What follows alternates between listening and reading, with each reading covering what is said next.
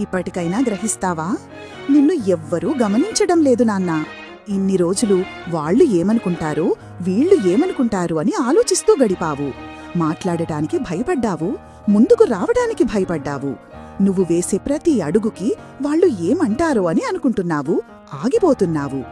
కాని నిజమేంటంటే వాళ్లకున్న సమస్యలతో పోరాడుతూనే ఉన్నారు. నీ జీవితాన్ని పట్టించుకునే సమయం వారికి లేదు. నీ మాటకి నువ్వే సంకెళ్ళు వేసుకున్నావు. ఎవరో నిన్ను గమనిస్తూ ఎవరో ఏదో అంటారు అనుకుంటున్నావు. ఇప్పటికైనా వినుకన్నా. క్షమించండి, ఈ వీడియో పెద్దగా అవ్వడం వల్ల 2 భాగాలు చేశాను. అమ్మవారు ఇంకా చెప్పబోయే మాటలు వినాలనుకుంటే మీరు దుర్గమ్మని మొక్కేపుడు ఏమని పిలుస్తారో కామెంట్ చెయ్యండి.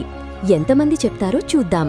ఈ వీడియో తరువాత భాగం రేపు పోస్ట్ చేస్తాను. మీకు అర్థమైందా?